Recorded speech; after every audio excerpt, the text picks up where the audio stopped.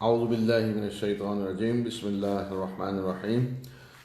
سورہ آل عمران میں آیت نمبر 121 سے جنگ احد پہ پورا تبصرہ کیا گیا ہے، تجزیہ اس کا کیا گیا ہے۔ تو سورہ آل عمران بھی مدنی سورت ہے، تو اس سورت میں مسلمانوں کو جنگ احد میں جو شکست ہوئی تو اس کے بعد جو ذہنوں میں بہت سارے سوال پیدا ہو رہے تھے یا کیے جا رہے تھے یا ارد گرد جو کچھ تبصرے ہو رہے تھے، تو ان سب کا جواب بھی دیا ہے۔ مسلمانوں کے ذہنوں میں اٹھنے والے سوالوں کا، ارد گرد جو پراپوگنڈا ہو رہا تھا اس کا، کہ یہ شکست کیوں ہوئی، اس کی وجہ کیا ہے، اس میں حکمت کیا تھی، اللہ تعالیٰ کے سنن کیا ہیں اس سلسلے میں۔ تو یہ آیات بڑی اصلاح سے اہم ہیں، بڑا سبق ہے ان آیات میں سنن اللہ کو سمجھنے کے لیے اور یہ جاننے کے لیے کہ اللہ تعالیٰ کے جو ضابطے ہیں، جو سنن ہیں، تو وہ تبدیل نہیں ہوتے، انہی کے مطابق اللہ تعالیٰ معاملہ کرتا ہے افراد کے ساتھ، قوموں کے ساتھ۔ تو میں پہلے جنگ احد مختصراً کچھ بیان کر دیتا ہوں، پھر انشاءاللہ ان آیات کو ہم جب پڑھیں گے تو زیادہ اچھی طرح سمجھ آئے گی۔ جنگ بدر کا جب ہم نے ذکر کیا کہ اس میں قریش کو بدترین شکست ہوئی، 70 آدمی ان کے مارے گئے، 70 گرفتار ہوئے، اور ابو سفیان نے اعلان کیا تھا کہ وہ بدلہ لے گا، اور وہ بدلہ لینے کے لیے اس نے ایک ایسے جعلی قسم کی کارروائی کرنے کی کوشش کی، مدینہ میں آ کر حملہ کیا اور کچھ درخت کاٹے اور 2 انصاری مسلمانوں کو قتل کر کے وہ بھاگ گیا۔ تو اس کے بعد قریش نے فیصلہ کیا کہ وہ مسلمانوں کو ایک کاری ضرب لگائیں، اور جنگ بدر جس قافلے کی وجہ سے ہوئی، جس قافلے کو روکنے کی وجہ سے جو قافلہ سبب بنا جنگ کا، تو اس قافلے کا سارا ساز و سامان جو 50,000 دینار کے قریب تھا، وہ قریش نے سارے کا سارا وقف کر دیا تھا جنگ کے لیے۔ تو اس کے لیے پھر انہوں نے خوب تیاریاں کی، وہ سارا مال خرچ کیا، اور پورا 1 سال انہوں نے بھرپور تیاری کی، اور تیاری دونوں طریقوں سے کی جو جنگی تیاریاں کی جاتی ہیں۔ ایک تو تیاری ہوتی ہے اسلحے کی تیاری، افراد کی تیاری۔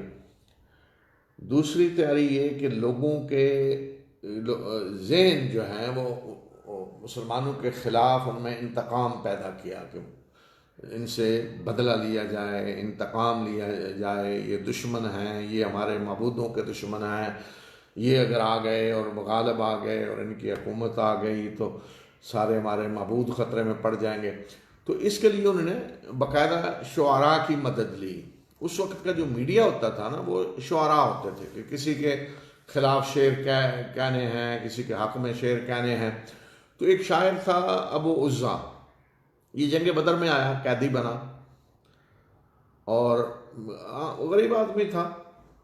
تو رسول اللہ صلی اللہ علیہ وسلم سے اس نے گزارش کی، معافی مانگی کہ میں غریب آدمی ہوں، آ گیا ہوں، بیٹیاں میری پیچھے، کوئی بیٹا نہیں ہے، تو مجھے رہا کر دیں، فدیہ نہ لیں، تو میں آئندہ کبھی آپ کے خلاف لڑنے کے لیے نہیں آؤں گا۔ تو آپ نے اسے چھوڑ دیا فدیہ لیے بغیر، چلا گیا۔ حالانکہ یہ شخص عہد کر کے گیا تھا، لیکن قریش نے اس کو بھی تیار کر لیا کہ وہ مکہ کے ارد گرد جو قبائل ہیں اور خود مکہ کے اندر جو لوگ ہیں ان کو مسلمانوں کے خلاف بھڑکائے اپنے اشعار کے ذریعے۔ تو اس کی ڈیوٹی لگائی گئی، یہ کام اس نے بڑے بھرپور طریقے سے کیا، لوگوں کے جذبات بھڑکاتا رہا۔ اسی طرح ایک اور شاعر تھا مصافح، اس کو تیار کیا قریش نے کہ وہ بھی اسی طرح لوگوں کے جذبات بھڑکائے۔ تو ان کو باقاعدہ پے کیا جاتا تھا، ان کو پیسے دیے جا رہے تھے اس کام کے لیے کہ لوگوں کے جذبات بھڑکائیں، جس طرح آج کچھ صحافیوں سے کام لیا جاتا ہے۔ اس دور کا میڈیا یہ ہے، اور ٹی وی چینل جو ہیں ان سے کام لیا جاتا ہے کہ وہ لوگوں کے جذبات کو بھڑکائیں۔ جنگ کے لیے ذہن سازی کریں. تو یہ کام بھی قریش نے کیا اور باقاعدہ تیاری بھی کی. تو بالآخر قریش مکہ سے نکلے مدینہ پہ حملہ آور ہونے کے لیے، اور بہت بڑا لشکر انہوں نے تیار کیا. 3000 افراد تھے جنگجو، جن میں 200 گھڑ سوار تھے اور 700 زرہ پوش تھے. جو زرہ سب سے بڑا اسلحہ اس دور میں سمجھا جاتا تھا، حفاظتی اسلحہ. 700 زرہ پوش تھے. عورتیں بھی ساتھ تھیں جذبات بھڑکانے کے لیے، عین جنگ کی حالت میں بھی مردوں کو شرم دلانے کے لیے کہ وہ بھاگے نہیں. تو قریش جب یہ تیاری کر کے نکلے تو رسول اللہ صلی اللہ علیہ وسلم کو کیسے پتہ چلا؟ تو آپ قریش کی سرگرمیوں پہ نظر رکھتے تھے، آپ کے جاسوس ہر طرف موجود تھے جو اطلاعات آپ کو دیتے تھے. تو یہ اطلاع کس نے دی؟ حضرت عباس رضی اللہ تعالیٰ عنہ، آپ کے چچا جو مکہ میں رہ رہے تھے. تو انہوں نے فوراً آپ کو اطلاع دینے کا انتظام کیا اور ایک خط لکھ کر انہیں قاصد کو دیا اور اس کو روانہ کیا اور کہا کہ جتنی تیزی سے مدینہ پہنچ سکتے ہو پہنچو اور یہ خط اللہ کے رسول صلی اللہ علیہ وسلم تک پہنچاؤ. تو وہ قاصد آپ کا بھیجا ہوا بڑی تیزی سے آیا اور یہ تقریباً 500 کلومیٹر کا فاصلہ اس نے 3 دن میں طے کر لیا. تو رسول اللہ صلی اللہ علیہ وسلم اس وقت قباء میں تھے جب آپ کو یہ خط پہنچایا گیا. تو حضرت ابی ابن کعب رضی اللہ تعالیٰ عنہ کو آپ نے دیا کہ وہ آپ کو پڑھ کر سنائیں خط میں کیا لکھا ہے، اس لیے کہ رسول اللہ صلی اللہ علیہ وسلم خود لکھنا پڑھنا نہیں جانتے تھے. تو آپ نے انہیں دیا کہ وہ آپ کو پڑھ کر سنائیں. تو انہوں نے پڑھ کر سنایا جس میں ساری اطلاعات دی گئی تھیں، قریش کی تیاری کی، ان کی تعداد کس طریقے سے نکلے ہیں، ساز و سامان، پورے لشکر کے بارے میں پوری رپورٹ.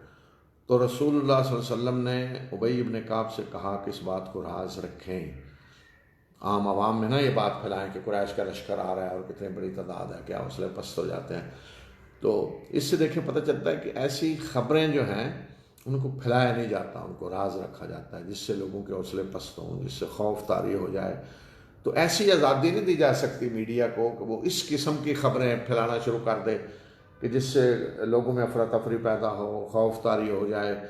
تو ایسی خبروں کو روک کے رکھا جاتا ہے، ان پہ پابندی لگا دی جاتی ہے، وہ صرف مخصوص لوگوں کو بتائی جاتی ہے جنہوں نے فیصلے کرنے ہوتے ہیں.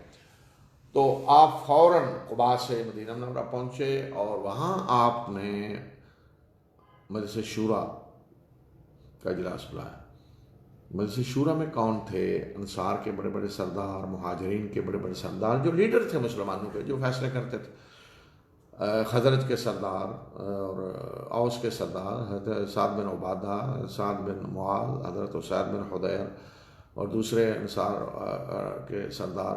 مہاجرین میں سے جو لیڈرشپ تھی سب کو جمع کیا اور فیصلہ اب یہ کرنا تھا کہ جنگ کس طریقے سے کی جائے. یہ تو واضح تھا قریش کا لشکر آ رہا ہے، لیکن ایک فوراً کچھ ہنگامی انتظامات کر دیے گئے.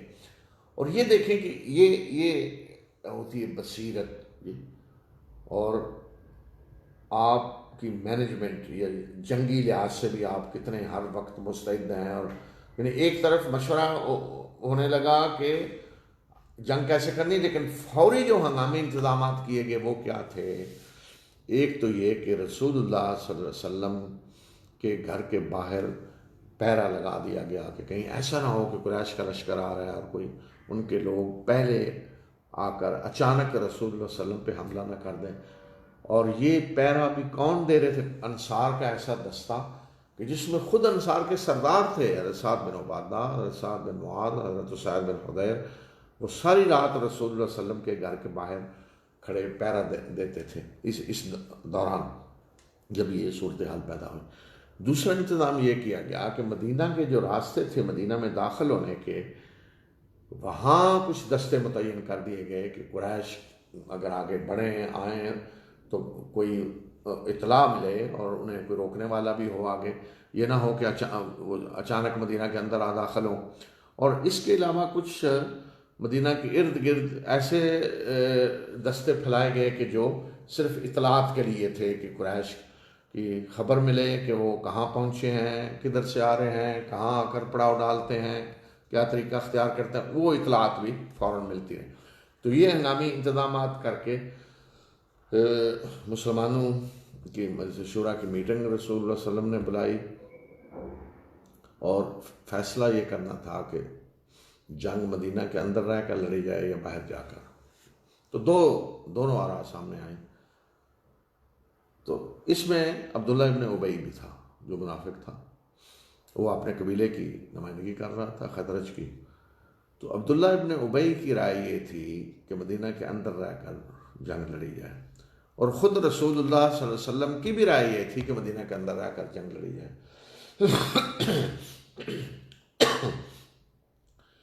کہ قریش جب مدینہ میں داخل ہوں تو مسلمان گلی کوچوں میں ان سے لڑیں، اور چھتوں سے مسلمان عورتیں بھی پتھر پھینکیں، ان پہ مارے انہیں۔ تو اس طرح مدینہ کے اندر انہیں گھیر کر مارا جائے، مدینہ کے اندر رہ کر مقابلہ کیا جائے۔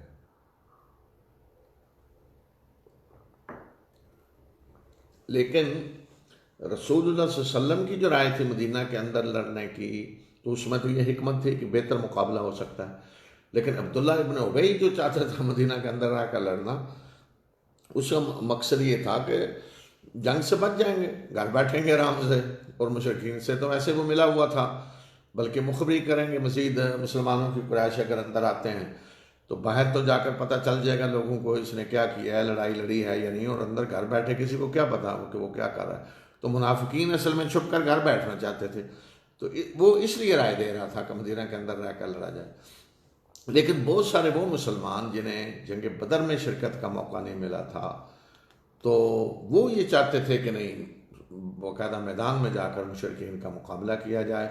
تو ان کے اندر جذبہ تھا شہادت کا، جس کے لیے وہ بےتاب تھے کہ قریش سے آمنا سامنا ہو اور ہم میدان جنگ میں ان سے لڑیں۔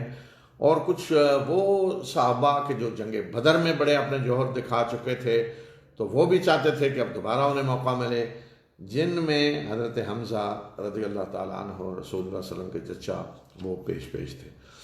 تو جب رسول اللہ صلی اللہ علیہ وسلم نے دیکھا کہ یہ بہت سارے نوجوان اور جن کے اندر یہ جذبہ ہے اور وہ چاہتے ہیں جی باہر جا کر لڑیں، تو آپ نے اپنی رائے بدل دی، ان کی رائے کو قبول کر لیا کہ ٹھیک ہے ہم باہر جا کر لڑتے ہیں۔ تو بہرحال یہ فیصلہ ہو گیا کہ جنگ شہر کے اندر رہ کر نہیں لڑنی بلکہ باہر جا کر لڑنی ہے۔ تو یہ تاریخ آ گئی، دوسرے دن آگے جمعہ کا دن آیا 6 شوال 3 ہجری۔ تو لوگوں کو کہہ دیا گیا کہ وہ جنگ کی تیاری کریں، کل نکلنا ہے جنگ کے لیے۔ تو ویسے بھی جمعہ کا دن تھا، رسول اللہ صلی اللہ علیہ وسلم نے جب جمعہ پڑھایا تو لوگوں کو جہاد کی ترغیب دی، اور ارد گرد جو مدینہ میں لوگ رہ رہے تھے دور ذرا شہر سے، وہ بھی سارے تیار ہو کر آ گئے، اور رسول اللہ صلی اللہ علیہ وسلم نے جمعہ کی نماز کے بعد تیاری شروع کر دی۔ تو آپ اپنے گھر تشریف لے گئے، حضرت ابو بکر عمر بھی آپ کے ساتھ تھے۔ تو آپ نے زرہ 2 زرہ پہنی، ایک زرہ کے اوپر دوسری زرہ، اور تلوار لے کر آپ مسلح ہو کر نکل کے آئے۔ پھر عصر کا وقت ہو گیا، عصر کی نماز بھی وہیں پڑھی گئی۔ تو صحابہ نے جب رسول اللہ صلی اللہ علیہ وسلم اندر گئے اپنے گھر اسلحہ اپنا پہننے، تو محسوس کیا کہ رسول اللہ صلی اللہ علیہ وسلم کو پہ لوگوں نے سے اپنی رائے منوائی ہے۔ وہ صحابہ جذبات میں تھے، جذبہ جہاد جن کے اندر تھا، کہ ہم نے اپنی رائے منوائی ہے، رسول اللہ صلی اللہ علیہ وسلم کی رائے تو شہر کے اندر رہ کر لڑنے کی تھی۔ تو اس دوران وہ سوچنے لگے۔ تو جب آپ باہر تشریف لائے تو انہوں نے کہا کہ اللہ کے رسول صلی اللہ علیہ وسلم، ہم نے شاید اپنی رائے پہ اصرار کر کے اپنی رائے منوائی ہے آپ سے، تو آپ بے شک اپنی رائے پہ عمل کریں، ہم اپنی رائے واپس لیتے ہیں، یعنی مدینہ کے اندر رہ کر لڑنے کی رائے جو آپ کی تھی اس پہ عمل کریں۔ تو آپ نے فرمایا کہ جب اللہ کا کوئی رسول ایک دفعہ اسلحہ پہن لیتا ہے تو پھر اس کے لیے جائز نہیں کہ وہ اتارے جب تک کہ اس کے اور دشمن کے درمیان اللہ فیصلہ نہ کر دے۔ تو اس لیے آپ نے فرمایا کہ نہیں، اب فیصلہ ہو چکا ہے، اب باہر جا کر ہی لڑا جائے گا۔ تو یہاں دیکھیں کہ رسول اللہ صلی اللہ علیہ وسلم نے 2 زرہ پہنی تھیں، حالانکہ ایک بھی کافی ہوتی ہے، 2 زرہ، حالانکہ اللہ تعالیٰ کا وعدہ تھا کہ اللہ آپ کی حفاظت کرے گا، لیکن اس کے باوجود اسباب کس طرح آپ اختیار کرتے تھے، اندازہ کریں کہ ایک ذرا نہیں 2 ذرا پہنے ہیں، یہ ہوتے ہیں اسباب۔ تو آج بعض مسلمانوں کا حال یہ ہوتا ہے کہ وہ کہتے ہیں جی اللہ ہمارے ساتھ ہے، اللہ مدد کرنے والا ہے، ان چیزوں کی ضرورت نہیں، بس ہم کوئی اسباب کی ضرورت نہیں، چونکہ ہم مسلمان ہیں، چونکہ ہم رسول اللہ صلی اللہ علیہ وسلم کے ماننے والے ہیں، آپ سے محبت کرنے والے ہیں، تو ہم ٹکرا جائیں جس سے چاہتے ہیں، جو چاہیں کریں، کوئی اسباب کی ضرورت نہیں، کوئی کہیں مسلط سے کام لینے کی ضرورت نہیں، ٹکرا جائیں اور کر گزریں۔ تو یہ اللہ کی سنت یہ نہیں ہے جی، اسباب اللہ کے رسول صلی اللہ علیہ وسلم نے اختیار کیے ہمیشہ۔ تو عصر کی نماز پڑھنے کے بعد مسلمان نکلے کہاں؟ احد کی طرف، اس لیے کہ اطلاع یہ ملی تھی کہ قریش کا لشکر جو ہے اس نے احد کے قریب آ کر پڑاؤ ڈالا ہے۔ تو اب اگر مدینہ میں مسلمان رہتے تو گویا کہ قریش یا تو وہیں بیٹھ کر چلے جاتے مقابلے کے بغیر، یا پھر مدینہ کے اندر آ کے حملہ کرتے، یہ شکل تھی۔ تو اب باہر جا کے جنگ لڑنے کا جب فیصلہ ہوا تو آپ نے ادھر رخ کیا جدھر قریش کا لشکر تھا، احد کی طرف۔ احد مدینہ سے شمال کی طرف ہے۔ تو آپ نکلے اس وقت تو راستے ہی میں مغرب عشاء کا وقت آ گیا، تو آپ نے مغرب کی نماز پڑھی، عشاء کی نماز پڑھی، اور وہیں آپ نے پھر پڑاؤ ڈالا رات کو۔ تو رات کو بھی وہاں پیرے کا انتظام کیا گیا، 50 صحابہ کا ایک دستہ جن کی ڈیوٹی تھی پورے لشکر کے ارد گرد پیرا دینا ساری رات، اور کچھ لوگوں کی ڈیوٹی تھی کہ وہ رسول اللہ صلی اللہ علیہ وسلم کے پاس خاص طور پہ پیرا دیں گے۔ تو یہ رات وہاں گزارنے کے بعد صبح فجر سے پہلے پہلے رسول اللہ صلی اللہ علیہ وسلم جنگ کے لیے آگے نکلے۔ تو وہاں ایک کام تو آپ نے یہ کیا کہ پوری فوج کا جائزہ لیا کہ کہیں کوئی نو عمر تو نہیں آ گیا اس میں، کوئی بچہ ایسا کہ جو ابھی جنگ کے قابل نہیں ہے۔ تو پوری فوج کا ایک جائزہ لیا آپ نے سب کا، تو اس میں بہت سارے بچے بھی تھے جو جذبہ شہادت سے آگے تھے، مثلا حضرت عمر کے بیٹے حضرت عبداللہ بن عمر، حضرت زید بن حارثہ کے بیٹے اسامہ بن زید اس وقت ابھی چھوٹے تھے، اس طرح انصار کے بہت سارے بچے تھے چھوٹے۔ تو ان سب کو آپ نے واپس جانے کا حکم دیا۔ تو یہ بھی دیکھیں جنگی اصول ضابطے، جیسے آج ہے نا دنیا کا قانون کہ جی بچوں کو جنگ میں استعمال نہیں کیا جائے گا، حالانکہ آپ کو ضرورت تھی۔ تو اس طرح آپ نے اس ضرورت کے وقت بھی یہ نہیں کہا کہ بچوں کو بھی لے جائیں، جو کم عمر ہیں ان کو آپ نے حکم دیا کہ واپس جائیں۔ اور یہ بات ان نوجوانوں پہ بڑی ناگوار گزر رہی تھی، وہ تو جنگ میں شرکت کرنا چاہتے تھے۔ تو لیکن ایک نوجوان جو بھی کم عمر تھے، رافع بن خدیج، وہ بڑے ماہر تیر انداز تھے۔ تو آپ کو بتایا گیا کہ یہ بڑے ماہر تیر انداز ہیں، تو آپ نے انہیں اجازت دے دی۔ جب انہیں اجازت دی تو ایک اور جوان جو بھی وہ بھی بچے تھے، یعنی کم عمر اس لحاظ سے، یعنی کم عمر کا مطلب یہ ہے کہ کوئی 12-13 سال عمر ہوگی اس طرح۔ تو سمرہ بن جندب ایک اور نوجوان، انہوں نے کہا کہ اللہ کے رسول صلی اللہ علیہ وسلم آپ نے رافع کو اجازت دی ہے تو میں تو رافع سے زیادہ طاقتور ہوں، اور اگر چاہیں تو ہماری کشتی کروا لیں، میں اسے گرا سکتا ہوں۔ تو باقاعدہ ان کی کشتی کروائی گئی، انہوں نے واقعی گرا لیا انہیں، اور پھر دونوں کو اجازت دے دی۔ اس قدر جذبہ تھا نوجوانوں میں۔ تو یہاں سے جب آپ آگے بڑھے تو احد کا سامنے قریش کا ایک طرف لشکر تھا، تو آپ نے صحابہ سے کہا کہ کون ہے کہ جو ایسے راستے سے لے جائے کہ جہاں قریش کے سامنے سے نہ ہم گزریں، باغوں کے اندر سے ہوتے ہوئے قریش سے ہٹ کے احد کی طرف چلے جائیں۔ تو ایک صحابی تیار ہوئے اس کے لیے جو ماہر تھے اس راستے کے، وہ ان کا میں ادھر سے لے جاتا ہوں۔ تو جب قریش کے لشکر کے سامنے پہنچے مسلمان، قریش دیکھ رہے تھے مسلمانوں کے لشکر کو، تو وہاں عبداللہ ابن ابی جو مدینہ سے ساتھ آ گیا تھا، وہ 300 آدمیوں کو لے کر واپس چلا گیا۔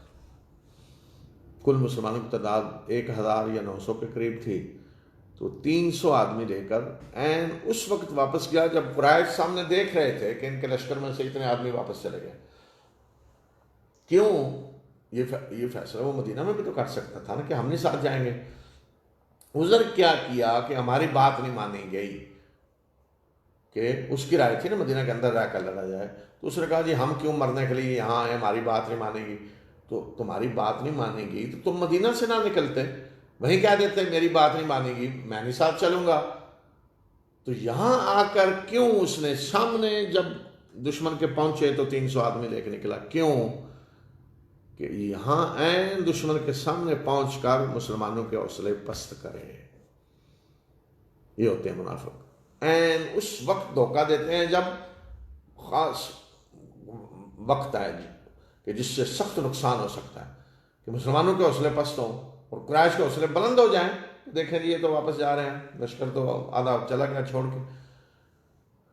اور اس کا اثر بھی ہونے لگا کچھ کہ دو اور قبیلے، ایک قبیلہ خزرج کی شاخ تھی بنو سلمہ، اور ایک قبیلہ اوس کی شاخ تھی بنو سالبہ. ان دونوں نے بھی ارادہ کر دیا کہ یہ بھی چلے جائیں واپس. ہمت ہارنے لگے، بزدلی کہ اب 300 آدمی جا رہے ہیں تو پیچھے ہم کیا کریں گے، کیسے لڑیں گے. تو یہ منافق نہیں تھے، ویسے ہمت ہارنے لگے. تو بہرحال اللہ تعالیٰ نے خاص فضل کیا کہ اللہ تعالیٰ نے ذکر بھی کیا ہے کہ اذ ہمت طائفتان منکم ان تفشلا، کہ جب تم میں سے دو اور گروہوں نے ارادہ کر لیا ہمت ہارنے کا، بزدلی کا، تو اللہ نے ان کی سرپرستی کی کہ ان کو دل مضبوط کیے، تو وہ بہرحال نہیں واپس گئے، ورنہ اور زیادہ نقصان ہوتا. تو اس طرح منافقوں نے عین ایسے موقع پہ مسلمانوں کی پیٹھ میں جیسے کہتے ہیں چھرا گھونپنا. تو یہ طریقہ واردات ہوتا ہے منافقوں کا. پھر رسول اللہ صلی اللہ علیہ وسلم آگے بڑھ کر آپ نے احد پہاڑ کو اپنے پیچھے لیا کہ آپ کی پشت محفوظ ہو جائے، اور دایاں حصہ آپ کا بھی محفوظ تھا. اس طرف بھی احد پہاڑ کا ایک حصہ تھا، اور سامنے قریش کا لشکر تھا، اور بائیں آپ کی جو سمت تھی، بایاں بازو، وہ غیر محفوظ تھا. ادھر سے کوئی آ کے حملہ کر سکتا تھا. تو آپ نے حضرت عبداللہ بن جبیر رضی اللہ تعالیٰ عنہ کی قیادت میں 50 تیر اندازوں کا دستہ وہاں مقرر کیا. وہاں ایک ٹیلہ تھا جسے آج جبل رمات کہتے ہیں. احد پہ جائیں تو وہ ٹیلہ ہے جبل رمات. رمات کہتے ہیں تیر اندازوں کو، یعنی تیر اندازوں والا پہاڑ جس پہ انہیں کھڑا کیا گیا. تو ان کو وہاں آپ نے 50 تیر اندازوں کو کھڑا کیا. کیوں کہ قریش پیچھے سے آ کے حملہ نہ کر دیں. ایک وہی سمت تھی خالی کہ جس کی طرف سے آ کے گھڑ سوار قریش کے حملہ آور نہ ہو. اور آپ نے انہیں وہاں کھڑا کرتے وقت اتنی سخت ہدایات دیں. آپ نے فرمایا کہ تم نے ہماری پشت کی حفاظت کرنی ہے، اور قریش کے گھڑ سواروں کو، شہ سواروں کے ادھر سے نہیں آنے دینا، ان کا راستہ روکنا ہے. اور آپ نے انہیں یہاں تک فرمایا صاف ہدایات کہ اگر تم دیکھو کہ ہمیں فتح حاصل ہو گئی ہے، ہم مال غنیمت سمیٹ رہے ہیں، پھر بھی اس جگہ کو نہیں چھوڑنا. اور اگر تم دیکھو کہ ہمیں شکست ہو گئی ہے، تاکہ پرندے آ کے ہمارا گوشت نوچ رہے، پھر بھی اس جگہ کو نہیں چھوڑنا کسی بھی حالت میں. دشمن بھاگ رہا ہے، اتنی واضح شکست ہوگی، پھر بھی اس جگہ کو نہیں چھوڑنا. اتنی سخت ہدایات آپ نے دی، اس لیے کہ سب سے بڑا خطرہ اسی طرف سے تھا کہ اگر یہاں کوئی نہ ہو تو یا چھوڑ دے جگہ تو دشمن آسانی سے حملہ کر سکتا ہے. تو مسلمانوں کے پاس گھوڑوں کی تعداد تو کم تھی. قریش کے پاس 200 گھوڑے تھے اور 3000 کا لشکر تھا. تو رسول اللہ صلی اللہ علیہ وسلم نے اپنے لشکر کو اس طرح ترتیب دیا کہ گھڑ سوار جو تھے ان میں حضرت زبیر تھے، حضرت مقداد تھے، تو ان کو آگے رکھا اور جہاد پہ لوگوں کو ابھارا. قریش کی طرف سے لشکر کی ترتیب کیا تھی کہ ابو سفیان قیادت کر رہا تھا پورے لشکر کی، اور شہ سواروں کا جو دستہ تھا اس کی قیادت کر رہا تھا اکرمہ بن ابی جہل اور خالد بن ولید. خالد بن ولید اس وقت ابھی اسلام نہیں لائے. ابو جہل کا بیٹا اکرمہ جس کا باپ قتل ہو چکا تھا بدر میں. تو یہ دونوں شہ سواروں کے دستے کی قیادت کر رہے تھے. اور پیدل فوج کا جو دستہ تھا اس کی قیادت کر رہا تھا صفوان بن امیہ، اس کا باپ بھی بدر میں قتل ہو چکا تھا، اور عبداللہ بن ربیعہ تیر اندازوں کے دستے کی قیادت کر رہا تھا۔ تو اس طرح یہ قریش کے بڑے بڑے جو لیڈر تھے، سردار، یہ فوج کے مختلف حصوں کی قیادت کر رہے تھے، اور پیچھے عورتیں تھیں جن کا مشن یہ تھا کہ وہ جنگی نغمے گائیں گی اور گیت گائیں گی اور جنگ پہ ابھاریں گی اور شرم بھی دلائیں گی کہ کوئی پیچھے نہ ہٹے، پیچھے نہ بھاگے۔ اور ان کی قیادت کر رہی تھی ہند بنت عتبہ، ابو سفیان کی بیوی، جو عتبہ کی بیٹی، جو عتبہ قتل ہوا تھا جنگ بدر میں، اس کا دوسرا بھائی ربیعہ، عتبہ اور شیبہ دونوں قتل ہوئے، ربیعہ کے بیٹے۔ تو یہ قریش کا لشکر تھا، یہ ان کا انداز تھا۔ تو مسلمانوں کے لشکر میں جھنڈا جو تھا، پوری فوج کا جھنڈا، وہ حضرت مصعب بن عمیر رضی اللہ تعالیٰ عنہ کے پاس تھا، اور دوسری طرف قریش کا جو جھنڈا تھا وہ بھی انہی کے خاندان کے ایک شخص طلحہ بن ابی طلحہ کے پاس تھا۔ تو قریش کی ایک روایت چلی آ رہی تھی، جب قصی کے بعد اس کی اولاد میں مناصب تقسیم ہوئے کہ مختلف کام کون کرے گا، کعبے کی چابی کس کے پاس ہوگی، حاجیوں کی خدمت کون کرے گا، پانی کون پلائے گا، جھنڈا کون اٹھائے گا جنگوں کی حالت میں، سفارتکاری کون کرے گا، اس طرح کے مناصب تقسیم کر دیے گئے کہ گویا کہ وزارتیں دے دی گئی ہیں یہ ساری۔ تو بنو عبد الدار جو ہے، ان کے پاس ایک تو چابی تھی بیت اللہ کی، آج بھی انہی کے خاندان میں چلی آ رہی ہے، اور قریش کا جھنڈا بھی انہی کا پاس یہ منصب تھا کہ جنگوں میں جھنڈا بھی یہی اٹھائیں گے۔ تو بدر میں بھی ادھر بھی جھنڈا بنو عبد الدار کے پاس تھا، قریش کا بھی، اور مسلمانوں کا جھنڈا بھی وہاں بدر میں بھی مصعب بن عمیر کے پاس تھا، وہ بھی اسی قبیلے سے تعلق رکھتے تھے، بنو عبد الدار، عبدری بھی کہتے ہیں۔ تو گویا کہ ادھر بھی جھنڈا مسلمانوں کا بنو عبد الدار کا فرد اٹھائے ہوئے ہے، اور ادھر قریش کا جھنڈا بھی بنو عبد الدار کا طلحہ بن ابی طلحہ اٹھائے ہوئے۔ تو ابو سفیان نے بنو عبد الدار کو بڑا بھڑکانے کی کوشش کی کہ دیکھو بدر میں بھی تم نے ہمیں رسوا کیا، جھنڈے کی حفاظت نہیں، اس لیے کہ ان جنگوں میں جھنڈا جب گر جاتا تھا تو فوج کو شکست ہو جاتی تھی۔ تو سب سے بڑا کام یہ ہوتا تھا کہ جھنڈا نہیں گرنے دینا، جھنڈے کے گرد فوج ہے، اور جب جھنڈا گر گیا تو اس کا مطلب شکست ہو گئی۔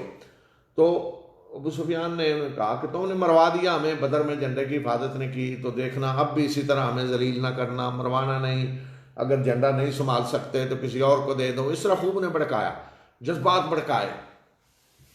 تو واقع ہوا بھی اس طرح کہ جب جنگ شروع ہوئی تو اس سے پہلے رسول اللہ صلی اللہ علیہ وسلم نے مسلمانوں کے جذبات بھڑکانے کے لیے انہیں ایک تو جذبہ شہادت ان کے اندر پیدا ہو، جنت کی خوشخبری دی، اللہ کے راستے میں لڑنے کا اجر سا، لیکن کچھ اور طریقے بھی ہوتے ہیں کہ جس سے فوج کے جذبات بڑے بڑھتے ہیں۔ تو آپ نے اپنی ایک تلوار نکالی اور آپ نے فرمایا کہ کون ہے جو اس تلوار کا حق ادا کرے، آج میں اسے یہ تلوار دوں گا۔ تو سارے صحابہ آگے بڑھے، حضرت علی، حضرت زبیر، حضرت عمر بن خطاب اور بھی کئی، کہ میں، اے اللہ کے رسول صلی اللہ علیہ وسلم مجھے دیں، میں اس کا حق ادا کروں گا۔ تو ساتھ ہی ایک انصاری صاحب بھی تھے، ابو دجانہ، نوجوان اور بڑے زبردست لڑنے والے تھے۔ تو ان کا اپنا ایک مزاج ہوتا تھا جنگوں میں، لڑائی میں، کہ ایک تو یہ کہ ایک سرخ پٹی انہوں نے رکھی ہوتی تھی، وہ سرخ پٹی سر پہ باندھ لیتے تھے، اور سرخ پٹی جب باندھ رہے تو اس کا مطلب ہے کہ ہم مرنے تک وہ لڑیں گے۔ تو وہ بھی لشکر کے اندر وہ بھی تھے، ابو دجانہ، غریب انصار کے غریب لوگوں میں سے تھے۔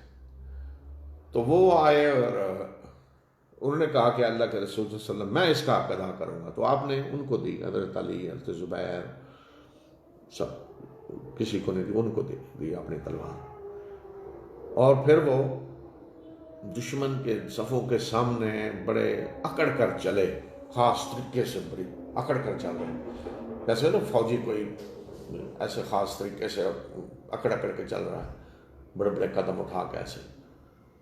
تو رسول اللہ صلی اللہ علیہ وسلم نے دیکھ کر فرمایا کہ یہ چال اللہ کو پسند نہیں ہے. یعنی اکڑ کر چلنا تکبر کی نشانی ہے، اکڑ کر چلنا یہ اللہ کو پسند نہیں ہے، مگر ایسے موقع پہ پسند ہے، ایسے موقع پہ یہ صحیح ہے. یعنی دشمن کے سامنے طاقت کا مظاہرہ کرنا، دشمن تاکہ ڈرے، ایسے موقع پہ صحیح ہے. تو جنگ اس کے بعد جب شروع ہونے لگی تو سب سے پہلے جو طریقہ تھا عربوں کا مبارزت، کوئی ایک آدمی آتا، جیسے بدر میں ہوا، قریش کی طرف سے 3 آدمی آئے، مسلمانوں کی طرف سے تھے. تو یہاں چونکہ ابو سفیان نے بھڑکایا ہوا تھا بنو عبدالدار کو، تو بنو عبدالدار کا جو علم بردار تھا وہی آ گیا سامنے، اونٹ پہ بیٹھ کے آئے میرے کو مقابلے میں، طلحہ بن ابی طلحہ. تو حضرت زبیر آگے بڑھے اور اس کو قتل کر دیا. علم بردار پہلے ہی مارا گیا. اس کے بعد اس کا بھائی عثمان آگے بڑھا، اس نے جھنڈا پکڑا، اسی طرح اس نے للکارا، وہ بھی قتل ہو گیا. تو اس طرح بنو عبدالدار کا ایک ایک شخص جھنڈا اٹھاتا گیا، قتل ہوتا گیا، حتیٰ کہ ان کے 6 آدمی اکٹھے سارے قتل ہو گئے. اور پھر ان کے ایک غلام نے، اس قبیلے غلام تھا، اس نے آ کے ان کا جھنڈا اٹھایا اور پھر وہ لڑتا رہا، حتیٰ کہ اس کے بازو بھی کٹ گئے، لیکن جھنڈے کو اس نے مضبوطی سے تھامے رکھا. تو اس طرح جنگ شروع ہو گئی. اور قریش کو ابتدائی جنگ ہی میں تقریباً واضح ہو رہا تھا کہ قریش کو شکست ہو جائے گی. اور تھوڑی دیر ہی گزری کہ قریش پیٹ پھر کر بھاگ کھڑے ہوئے. بنو عبدالدار کے لوگ یہ قتل ہوئے، اور بھی لوگ ان کے 22 کے قریب قریش کے لوگ اس جنگ میں جو قتل ہوئے تھے. تو اتنے جو قتل ہوئے تو پیٹ پھر کر بھاگے، حتیٰ کہ عورتیں بھی اپنے اوپر اٹھا کر کپڑے بھاگی جا رہی ہیں.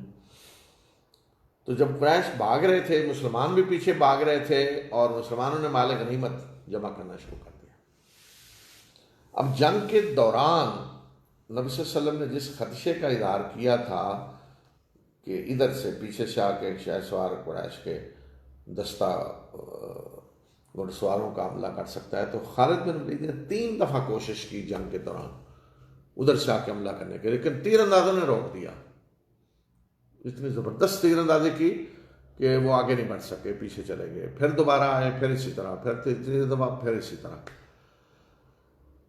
لیکن جب ان تیر اندازوں کے دستے نے دیکھا کہ اب تو فتح حاصل ہو گئی ہے، تو وہ اپنی جگہ چھوڑنے لگے. حضرت عبداللہ بن جبیر نے انہیں بتایا، یاد دلایا کہ دیکھو اللہ کے رسول صلی اللہ علیہ وسلم نے کیا تاکید کی ہے کہ کسی بھی حالت میں یہ جگہ نہیں چھوڑنی. تو انہوں نے کہا جی اب تو فتح ہو گئی ہے، جنگ ختم ہوگی، دیکھو قریش بھاگے جا رہے ہیں اور مسلمان مال غنیمت اکٹھا کر رہے ہیں، تو اب یہاں کھڑے ہونے کا کیا فائدہ. تو اکثریت وہ جگہ چھوڑ کر چلی گئی جو مال غنیمت اکٹھا کرتے ہیں جا کر. صرف چند ساتھی حضرت عبداللہ بن جبیر کے ساتھ ان کے رہ گئے. تو اس دوران جب خالد بن ولید نے دیکھا، ظاہر ہے وہ طاق میں تھے، اس کا مطلب طاق میں کہ یہ جگہ کسی وقت خالی عدد سے حملہ کیا جائے، تو اس کا مطلب مسلسل وہ نظر رکھے ہوئے.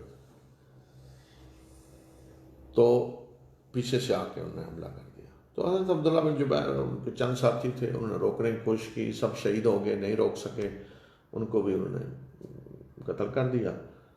اور اب مسلمان حالت یہ ہوگی کہ چکی کے 2 پارٹ، پیچھے سے خالد بن ولید کا 200 گھڑ سواروں کا دستہ آ گیا پیچھے سے حملہ آور، اور آگے قریش کا لشکر ہے جو بھاگا جا رہا تھا، شکست کھا کر. لیکن جب پیچھے سے یہ آئے اور حملہ آور ہو گئے جس کی مسلمانوں کو کوئی توقع ہی نہیں تھی، تصور ہی نہیں تھا کہ ایسے بھی ہو سکتا ہے، اس لیے کہ پیچھے تو زبردست انتظام کیا ہوا تھا، 50 تیر اندازوں کا دستہ تھا. تو انہوں نے پھر آگے قریش کو بھی آواز دی کہ پیچھے پلٹو. تو مسلمانوں پہ تو اچانک جب اس طرح حملہ ہو گیا تو انہیں سمجھ نہیں آ رہی کہ کریں کیا، کدھر جائیں، ہوا کیا ہے.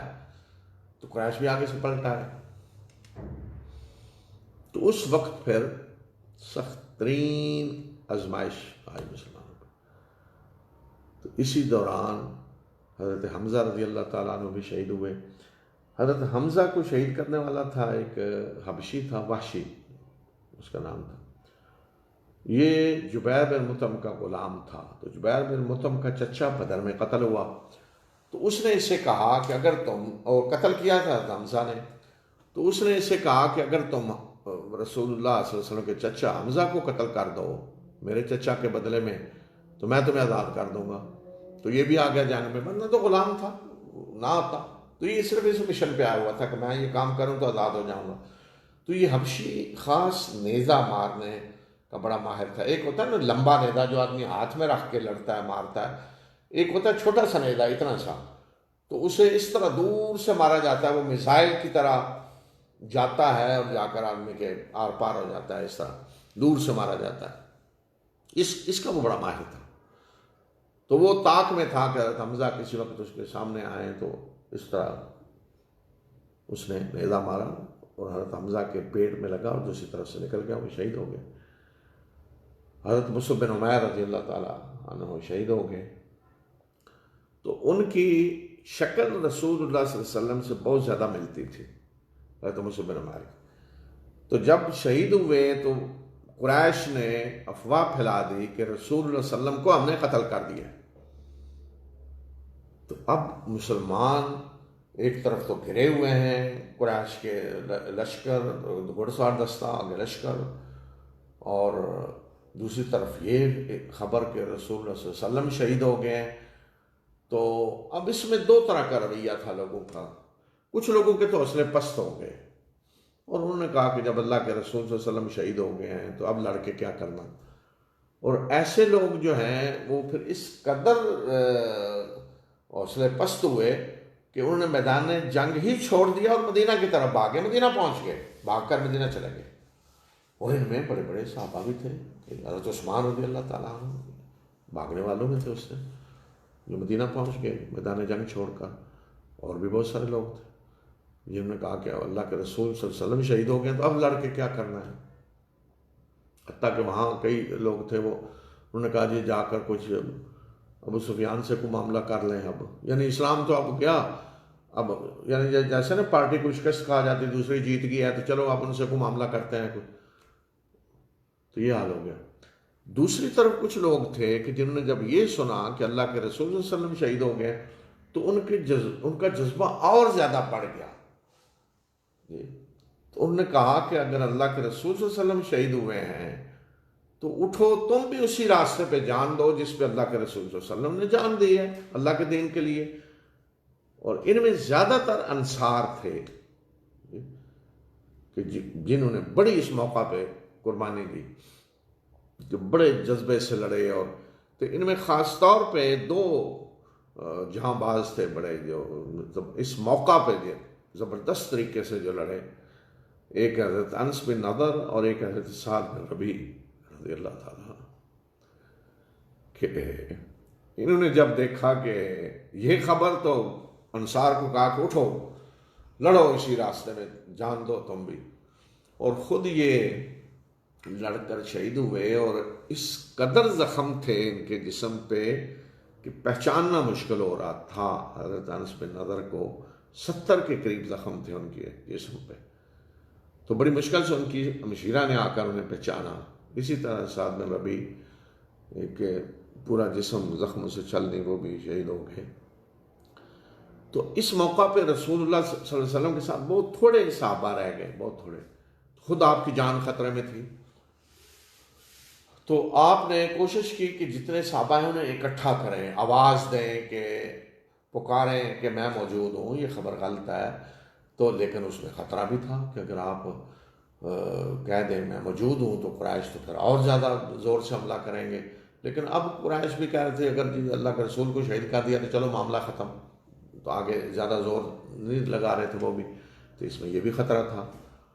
تو آپ نے بڑی فوجی چال جیسے ہوتی ہے اس طریقے سے اس موقع پہ یہ فیصلہ کیا کہ پیچھے پہاڑ کی طرف آپ چلے جائیں کچھ صحابہ کو ساتھ لے کر.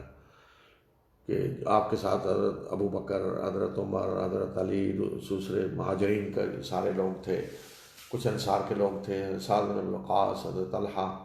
لیکن اس موقع پہ پھر ایک مرحلہ اس طرح کا آیا کہ آپ کے ساتھ صرف انصار کے 6 آدمی رہ گئے اور حضرت طلحہ اور حضرت سعد بن ابی وقاص، صرف 6 آدمی آپ کے ساتھ رہ گئے. باقی ادھر ادھر دشمن کو روکنے میں لگے ہوئے ہیں، کوئی ادھر کوئی ادھر کوئی ادھر. تو یہ نازک ترین مرحلہ تھا رسول اللہ صلی اللہ علیہ وسلم کی زندگی کا. اسی موقع پہ آپ کے دانت مبارک بھی شہید ہوئے، آپ کے زخم لگا، یہاں زرہ کچھ گرے، زرہ کے اندر چلی گئی، لوہے کی سلاخیں جو تھیں آپ کے اندر، اور آپ گر پڑے. اور دیکھیں جس نے حملہ کیا تو آپ گرے جس کے حملے سے، وہ کون تھا؟ عتبہ بن ابی وقاص. کس کا؟ کون ہے؟ حضرت سعد بن ابی وقاص کا بھائی. حضرت سعد جان ساری کا مظاہرہ کر آپ کو، آپ کی حفاظت میں کھڑے ہیں، اور دوسرا بھائی آ کے حملہ کر رہا ہے رسول اللہ صلی اللہ علیہ وسلم پہ. عتبہ بن ابی وقاص، اس نے پتھر مارا تو آپ زخمی ہوئے، دانت شہید ہوئے، زخم لگا، سخت چوٹ لگی گرنے سے. اس طرح کئی لوگ آگے آئے جنہوں نے رسول اللہ صلی اللہ علیہ وسلم کو اکیلے پا کر حملہ کرنے کی اس طرح کوشش کی. لیکن انصار کے یہ جو جانصار تھے 6، یہ مسلسل ایک ایک کر کے شہید ہوتے گئے. رسول اللہ صلی اللہ علیہ وسلم نے اس موقع پر فرمایا کون ہے کہ جو انہیں روکے؟ دشمن جو آ رہے تھے حملہ کرنے، ایک ایک آدمی آ گیا، کوئی گھڑ سوار ہیں، دوسرے، انہیں روکے، اس کے لیے جنت ہے. تو ایک انصاری تیر اندازی کرتے ہوئے آگے کھڑا ہو گیا، وہ شہید ہوا. پھر اس کی جگہ دوسرا آیا، پھر وہ شہید، اس کی جگہ تیسرا، اس کی جگہ چوتھا، اس کی جگہ پانچواں، تک 6 کے 6 انصاری شہید ہو گئے رسول اللہ صلی اللہ علیہ وسلم کے سامنے. پھر کون رہا کہ صرف حضرت طلحہ اور حضرت سعد بن ابی وقاص. حضرت سعد بن ابی وقاص ماہر تیر انداز تھے، تو وہ رسول اللہ صلی اللہ علیہ وسلم نے اپنے تیر بھی سارے انہیں دے دیے، تو وہ تیر مار مار کر دشمن کو روک رہے تھے، پیچھے پیچھے پیچھے روک رہے تھے. اور رسول اللہ صلی اللہ علیہ وسلم دعا کر رہے تھے کہ ان کا تیر صحیح لگے صحیح لگے. تو اس دن رسول اللہ صلی اللہ علیہ وسلم نے ان کے لیے وہ الفاظ استعمال کیے جو کسی اور کے لیے آپ نے استعمال نہیں کیے. جب وہ تیر اندازی اس طرح کر رہے تھے، آپ کی حفاظت کر رہے تھے، تو آپ نے فرمایا کہ ان کو مارو، تیر چلاؤ، میرے ماں باپ آپ پر فدا ہوں، میرے ماں باپ آپ پر فدا ہوں. یہ کسی اور صحابی کے لیے آپ نے نہیں کہا، جو حضرت سعد کو کہا اس موقع پہ. تو سعد نے بڑے ماہرانہ طریقے سے تیر اندازی کر کے دشمن کو روکا. دوسرے صحابی طلحہ کہ جب آپ پہ دشمن تیر اندازی بھی کر رہا تھا، آگے بڑھ کر ان کے گھڑ سوار کو نیزے مارنے کی بھی کوشش کر رہے تھے، تلواروں سے بھی حملے، تو حضرت طلحہ آپ کے سامنے کھڑے ہو گئے. جو کہ تیر آ رہے ہیں ان کو لگ رہے ہیں، جسم پہ لگ رہے ہیں، ڈھال بن کے کھڑے ہوئے، تیر لگ رہے ہیں، نیزے، حتیٰ کہ ہاتھ ان کا بالکل شل ہو گیا پورے کا پورا. تو رسول اللہ صلی اللہ علیہ وسلم نے فرمایا کہ اگر کسی نے زندہ کوئی جنتی دیکھ رہا ہو نا، جنتی کوئی زندہ دنیا چل پھر رہا ہے، تو وہ طلحہ بن عبید اللہ ہیں. اس قدر انہوں نے کارنامہ اس سے انجام دیا، اور اس قدر رسول اللہ صلی اللہ علیہ وسلم ان سے خوش ہوئے. تو پھر اس موقع پہ رسول اللہ صلی اللہ علیہ وسلم نے کچھ اور صحابہ آپ کی طرف آئے، تو آپ اوپر احد پہاڑ کی طرف چلے گئے. پھر اوپر چڑھ گئے آپ پہاڑ پہ. وہاں بھی جب آپ نہیں چڑھ سکے اوپر، تو طلحہ نیچے بیٹھ گئے، آپ کے اوپر کھڑے ہو کر رسول اللہ صلی اللہ علیہ وسلم اوپر پہاڑ پہ چڑھے، اور صحابہ بھی ادھر آ گئے. تو اب قریش کے اندر تو یہ خبر تھی کہ رسول اللہ صلی اللہ علیہ وسلم کے بارے میں قتل ہو گئے، شہید ہو گئے، قتل کر دیا. تو گویا کہ وہ اپنے لحاظ سے مطمئن تھے کہ ہم نے تو یہ کام بڑا کر دیا، قتل کر دیا. تو اسی دوران ابو سفیان آیا ادھر آ گیا. مسلمان اوپر تھے پہاڑ کے نیچے. اس نے کہا کہ تم میں ابو بکر اللہ کے رسول صلی اللہ علیہ وسلم ہیں. آپ نے صحابہ کو کہا کہ چپ رہے ہیں. اب یہاں دیکھیں جی ہم کیوں ڈریں جی، ہم نے چپ کیوں رہیں جی، ہمیں کو ڈر ہے جی. یہ ہوتی مسئلہ حکمت. یہ سارا کچھ کرنا پڑتا ہے. اللہ کے رسول صلی اللہ علیہ وسلم نے یہ سارا کیا کہ اللہ پر اعتماد نہیں تھا، اللہ حفاظت کرنے والا ہے، اللہ مدد کرنے والا ہے سارا. لیکن جب ابو سفیان نے کہا تم میں محمد صلی اللہ علیہ وسلم ہے، میں نے پہلے بھی کہا نا محمد آپ کو کون کہتا تھا؟ محمد کون کہتا تھا آپ کو؟ کافر. مسلمان کوئی آپ کو محمد نہیں کہتا تھا، مسلمان آپ کو اللہ کے رسول کہتے تھے، رسول اللہ صلی اللہ علیہ وسلم، اللہ کے رسول کہتے تھے، کہا کہ کوئی آپ کو محمد نہیں کہتا. حتیٰ کہ جو کافروں میں سے بھی میں نے بتایا جو شریف لوگ تھے نا، مثلا یہودی جو اچھے شریف لوگ ہیں، یہودیوں میں سے یہ کافر جو شریف لوگ تھے وہ بھی آپ کو محمد نہیں کہتے تھے. ابو القاسم کنیت جو احترام کے لیے ہوتا ہے کنیت سے پکارتے تھے، یا پھر ابن عبد المطلب کہتے تھے. محمد آپ کو صلی اللہ علیہ وسلم محمد صرف کافر کہتے تھے آپ کو. تو آج ایک مسلمان کو یہ نہیں چاہیے، ہم نے کتابوں میں لکھا ہوا ہے کہ حضرت محمد صلی اللہ علیہ وسلم، بھئی اللہ کے رسول لکھیں، رسول اللہ صلی اللہ علیہ وسلم نے فرمایا، اللہ کے رسول صلی اللہ علیہ وسلم نے یہ کیا، اللہ کے رسول کی یہ زندگی ہے، اللہ کے رسول یا اللہ کے نبی کہیں، رسول کہیں. یہ کہ حضرت محمد صلی اللہ علیہ وسلم پیدا ہوئے، پھر مکہ میں حضرت محمد صلی اللہ علیہ وسلم نے ہجرت کی، یہ ہمیں تعلیم دے رہے ہیں. تو کوئی مسلمان آپ کو محمد نہیں کہتا تھا، اللہ کے رسول کہہ کے مخاطب کرتے تھے. تو بہرحال اس نے کہا محمد آئے تو ہم میں صلی اللہ علیہ وسلم، آپ نے وہاں چپ رہے ہیں. اس نے کہا ابو بکر ہے، آپ نے وہاں چپ رہے ہیں. عمر ہیں، چپ رہے ہیں. کوئی جواب نہیں دیا. پھر اس نے نعرہ لگایا، اولو حبل. حبل بت تھا بڑا، حبل جیت گیا، زندہ باد. اچھا یہ جب کہا نا تو آپ نے مسلمانوں کو کہا کہ نعرہ لگاؤ اللہ اکبر، اللہ اعلی عز و جل. تو کیوں فرق کیا ہے؟ پہلے آپ نے کہا چپ رہے ہیں، کیا کہ پہلے وہ پوچھ رہا تھا کہ محمد صلی اللہ علیہ وسلم، مسلمان تو کھڑے نظر آ رہے تھے نا، لیکن پوچھ رہا تھا کہ تم کہ اللہ کے رسول ہیں. اس کا مطلب اگر بتایا جاتا ہاں اللہ کے رسول ہیں تو پھر حملہ کرنے کی کوشش کرتے، ابو بکر عمر ہیں تو پھر بھی ہوتا. تو جب مسلمان چپ رہے، رسول اللہ صلی اللہ علیہ وسلم کے پوچھنے پہ بھی چپ، حضرت ابو بکر کا کہا عمر چپ رہے، تو اس نے کہا چلو ان تینوں سے تو جان چھوٹی نا، گویا کہ یہ تین نہیں ہے تو اسلام ہم گیا ختم مطمئن. لیکن یہاں جب اس نے کہا نا اولو حبل، تو آپ وہاں اللہ اکبر کو کیوں فرق کیا ہے؟ کہ وہاں تو اسے پتہ چل جاتا نا کہ اللہ کے رسول صلی اللہ علیہ وسلم زندہ ہیں. تو اب تو عام مسلمان کھڑے ہیں، نعرہ انہوں نے لگانا تھا نا اللہ اکبر. وہ تو ویسے بھی اسے نظر آ رہے تھے مسلمان کھڑے ہیں. فرق یہ تھا. تو اس سے کیا ثابت ہوتا ہے کہ یہ نہیں کہ ہم تو بڑے دلیر ہیں، ڈرنے والے نہیں ہیں، ہم تو چپ نہیں رہیں گے، ہم تو یہ کر دیں گے. وہ مسلطیں دیکھی جاتی ہیں، کہاں بولنا ہے، کہاں چپ رہنا ہے. اللہ کے رسول صلی اللہ علیہ وسلم نے یہ ساری مسلطیں اختیار کی ہیں. سیرت پڑھیں، یہ سیکھیں ساری چیزیں، دین کی حکمتیں، مسلطیں جو اللہ کے رسول صلی اللہ علیہ وسلم کی زندگی میں ساری نظر آتی ہیں. پھر اس نے اولو حبل. اچھا پھر اس نے کہا ہمارے پاس عزا ہے، تمہارے پاس عزا نہیں ہے. عزا بھی بت تھا بہت بڑا. تو آپ نے مسلمانوں کو کہا کہ کہیں اللہ ہمارا مولا ہے، تمہارا کوئی مولا نہیں ہے. اللہ ہمارا مولا ہے، عزا ہے. وہ تو کہنا ہمارا عزا ہے، تمہارا عزا نہیں ہے. اب یہاں ایک سوال دیکھیں، قریش اللہ کو مانتے تھے کہ نہیں؟ کیا اللہ کا انکار کرتے تھے؟ نہیں، وہ تو اللہ کے گھر کے متولی، اللہ کے گھر کا حج کر رہے ہیں، عمرہ کر رہے ہیں، اللہ کے قانون کی پابندی کر رہے ہیں. اللہ کے گھر کی حرمت کا اتنا خیال ہے کہ آپ نے کسی باپ بیٹے کا قاتل بھی وہاں مل جائے تو اس پہ ہاتھ نہیں اٹھاتا تھا کوئی.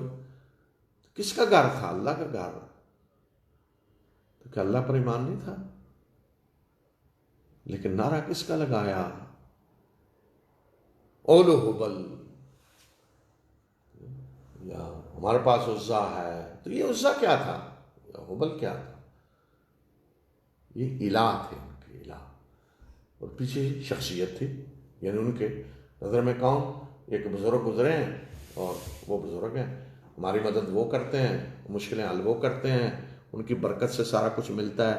دیتا کون ہے؟ اللہ. یعنی عزا دیتا ہے خود. کیا وہ یہ سمجھتے تھے، کیا قریش کا عقیدہ یہ تھا کہ حبل نے ہمیں پیدا کیا؟ نہیں. حبل بارشیں برساتا ہے؟ نہیں. حبل نے جانور پیدا کیے ہیں؟ نہیں. حبل تو وہ کہتے تھے کہ اللہ کا ایک نیک بندہ ہے، بزرگ ہے، جس کے وسیلے واسطے سے ہمیں اللہ دیتا ہے. لیکن نعرہ اس نے اللہ کا نہیں لگایا، نعرہ حبل کا لگایا. یہ فرق ہوتا ہے. بظاہر یہی کہا جاتا ہے، ہم تو جی کہتے ہیں یہ ان کا وسیلہ ہے، ہم تو ان کو بس اتنا ہی مانتے ہیں کہ یہ اللہ سے لے کے دیتے ہیں، ان کے وسیلے سے ملتا ہے. لیکن سب کچھ انہیں ہی سمجھ لیا جاتا ہے، حتیٰ کہ نعرے بھی پھر انہیں کے لگتے ہیں. نعرے بھی انہیں کے لگتے ہیں، اللہ کے نہیں لگتے. تو حبل اللہ پر کوئی اختلاف تھا؟ اللہ مسلمانوں کا تھا، ابو سفیان کا نہیں تھا رب. ابو سفیان اللہ کو رب نہیں مانتا تھا، مانتا تھا. وہ تو کہتا تھا نا میں اللہ کا چہتا ہوں، اللہ کے گھر کی ہم کر رہے ہیں خدمت، اللہ ہمارے ساتھ ہے، یہ کہتے تھے. لیکن نعرہ اللہ کا نہیں لگا، اللہ اکبر نہیں، نعرہ حبل کا لگایا کہ حبل کے واسطے سے اللہ نے ہمیں فتح دی ہے. یہ فتح حبل کے وسیلے سے ملی ہے، حبل کے صدقے ملی ہے. یہ فرق ہوتا ہے. پھر کہا عزا کی برکت سے یہ فتح ملی ہے. اللہ نے فتح دی ہے وہ عزا کی برکت سے، لیکن اللہ کے درمیان میں نکل گیا، ختم. تو آپ نے فرمایا کہ انہیں کہوں کہ اللہ ہمارا مولا ہے، تمہارا کوئی مولا نہیں ہے. تو اس نے کہا جی ابو بکر عمر بھی نہیں ہے، رسول اللہ صلی اللہ علیہ وسلم بھی. تو جان چھوٹی. پھر اس نے کچھ سیاسی بیان دیے، جن میں ایک تو یہ تھا کہ زخمیوں کا مسئلہ کیا گیا، شہداء کا مسئلہ کیا گیا. مسئلہ کہتے ہیں کہ کسی کو یعنی کسی کا سر کاٹنا، بازو کاٹنا، پیٹ پھاڑنا، یہ چیزیں. تو خاص طور پہ حضرت حمزہ رضی اللہ تعالیٰ اور زخمیوں کو دیکھنا شروع کیا. جو زخمی تھے کون ہیں؟ تو 70 صحابہ شہید ہوئے. 70 صحابہ شہید ہوئے، جن میں بڑے بڑے صحابہ حضرت حمزہ رضی اللہ تعالیٰ عنہ، حضرت مصعب بن عمیر رضی اللہ تعالیٰ عنہ.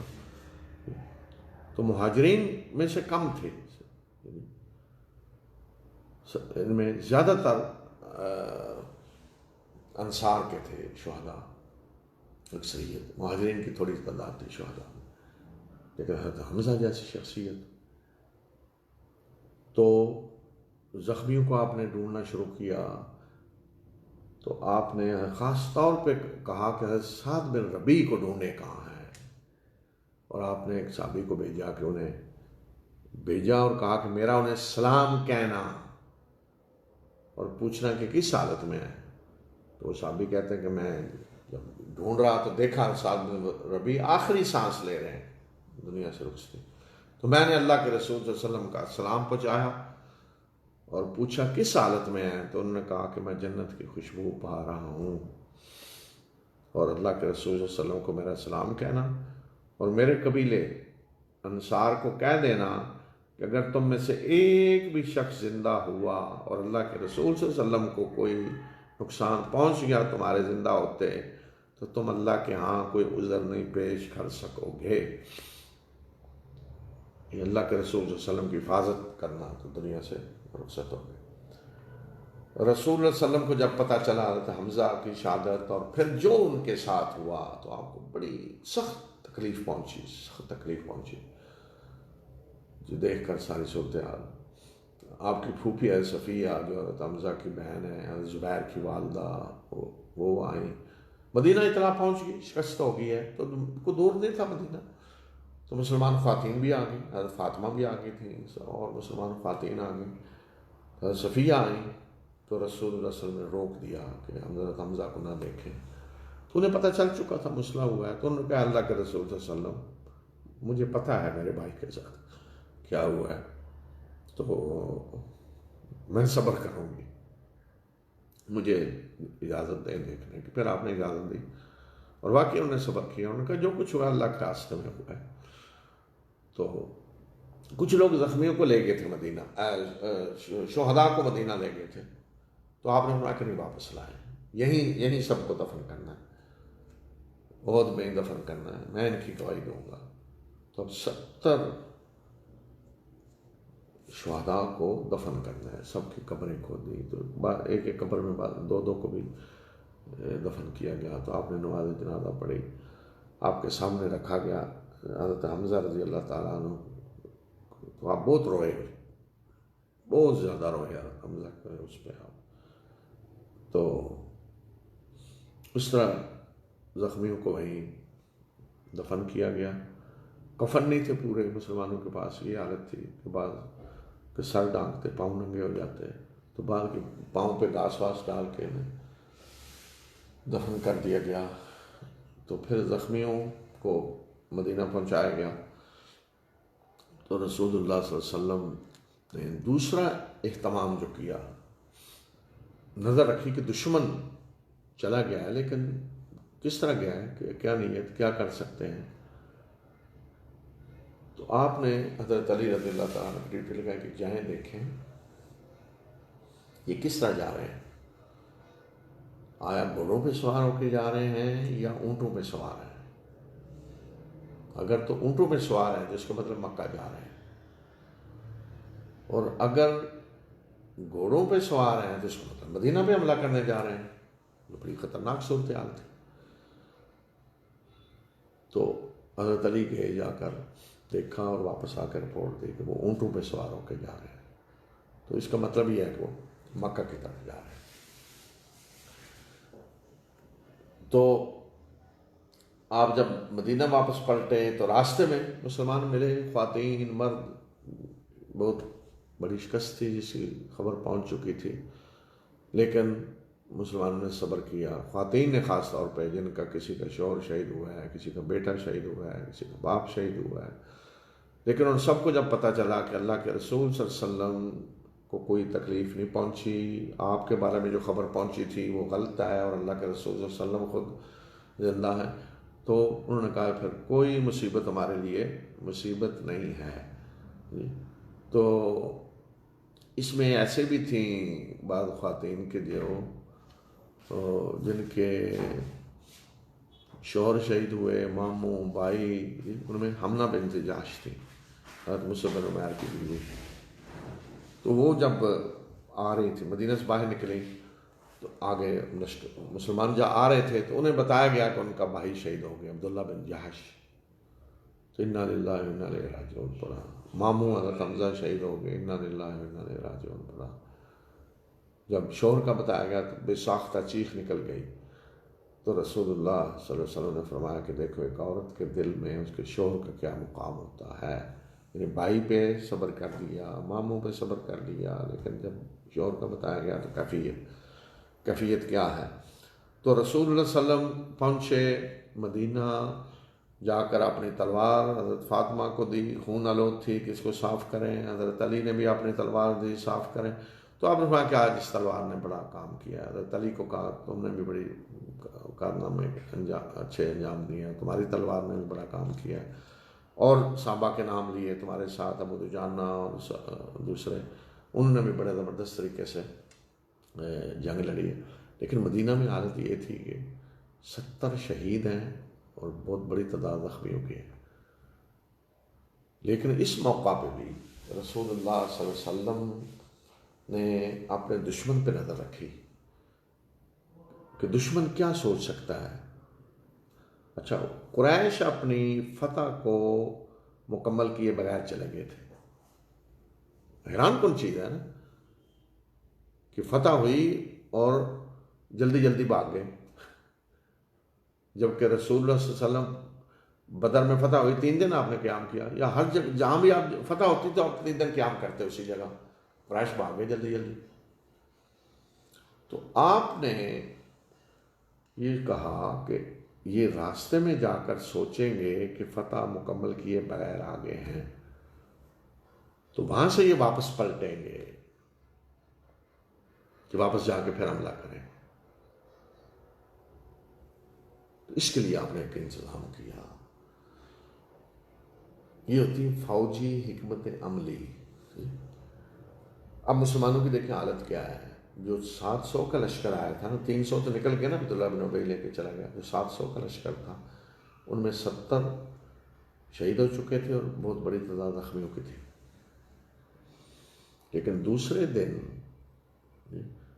جمعے کو آپ نکلے تھے نا، ہفتے کو جنگ ہوئی 7 شوال کو، تو آپ اسی دن رات واپس چلے گئے. 8 کو اتوار کو آپ نے مسلمانوں کو حکم دیا کہ وہ قریش کا پیچھا کرنے کے لیے نکلیں،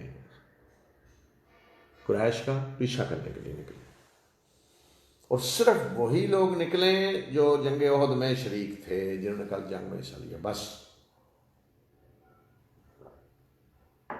عبداللہ ابن ابی آیا، میں بھی ساتھ چلتا ہوں، آپ نے کہا کہ نہیں، صرف وہی لوگ جائیں گے جنہوں نے کل جنگ میں حصہ لیا. اب زخمی جو تھے نا وہ بھی نکلے، حتیٰ کہ کئی لوگ ایسے تھے کہ جن سے چلا نہیں جا رہا تھا، انہیں 2 آدمی پکڑ کر چلا رہے تھے، تو باہر اونٹوں میں بیٹھ کے گئے، پیچھا کیا.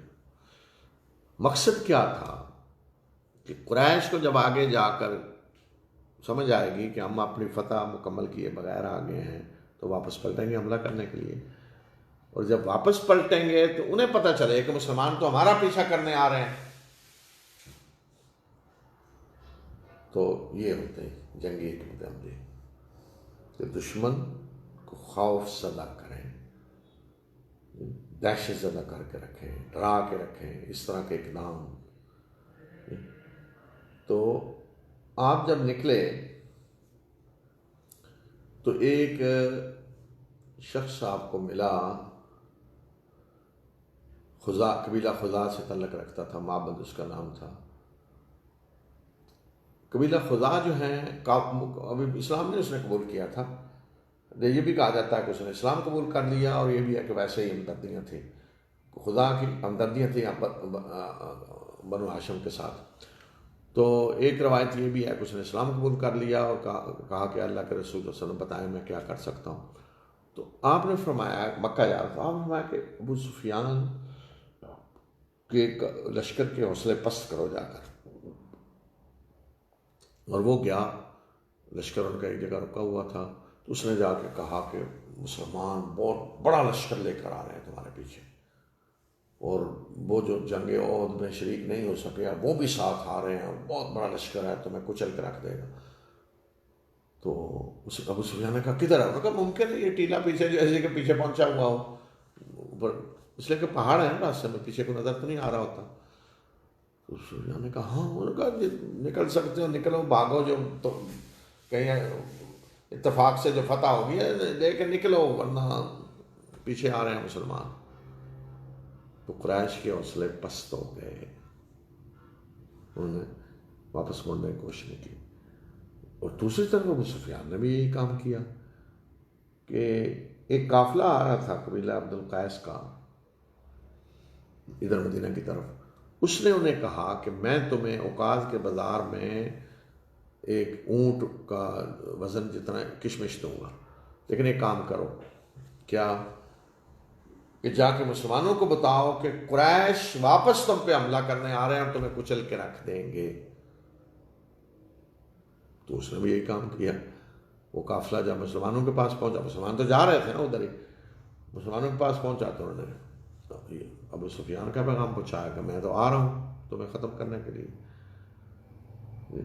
تو یہاں مسلمانوں کے حوصلے بلند ہو گیا اور زیادہ. تو اللہ تعالیٰ نے تعریف کی ان کی، الذین قال لهم الناس ان الناس قد جمعوا لكم فاخشوهم فزادهم ایمانا، کہ جنہیں لوگوں نے آ کے کہا کہ لوگ تمہارے لیے جمع ہو رہے ہیں، یعنی حملہ کرنے آ رہے ہیں، ڈرو، تو ان کا ایمان اور بڑھ گیا.